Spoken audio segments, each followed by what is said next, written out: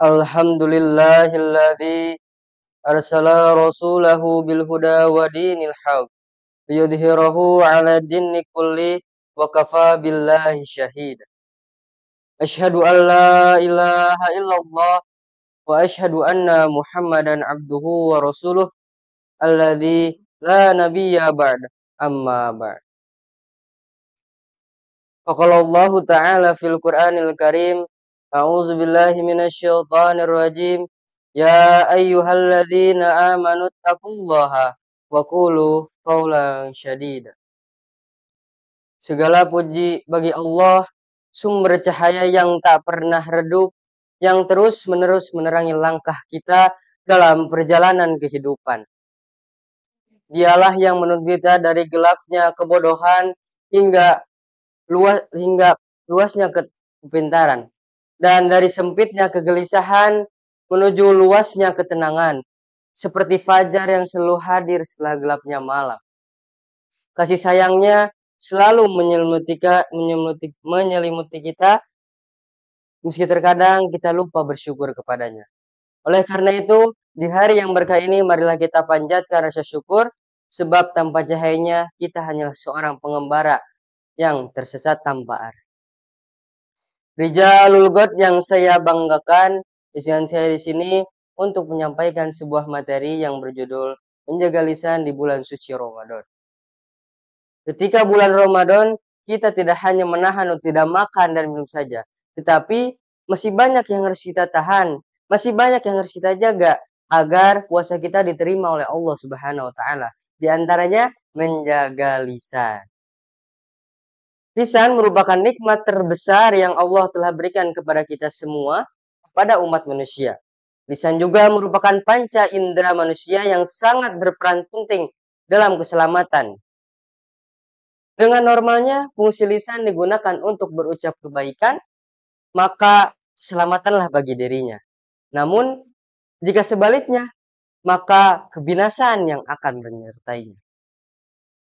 Di dalam sebuah ungkapan dikatakan bahwa mulutmu harimaumu.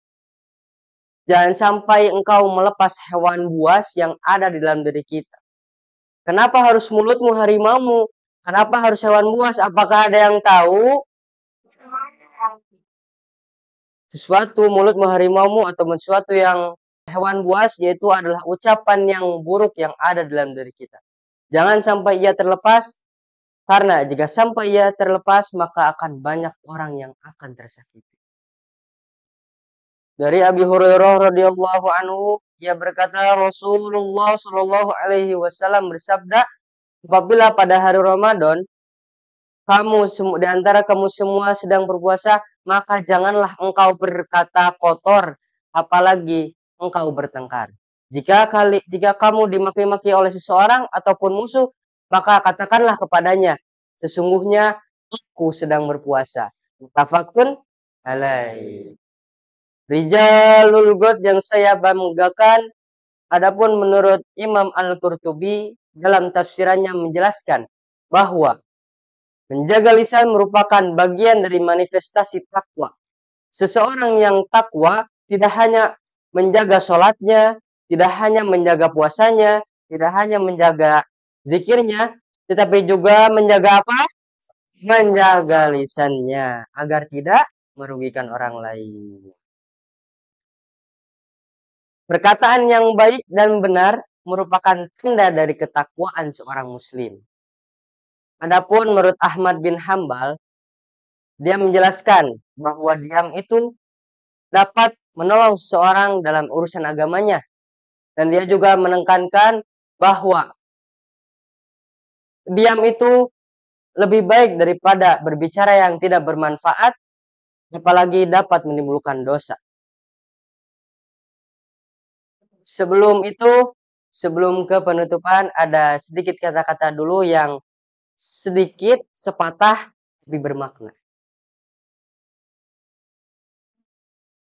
Kehidupan kita itu seperti buku yang halaman-halamannya belum ditulis. Dan setiap momen adalah kesempatan untuk menulis cerita kita.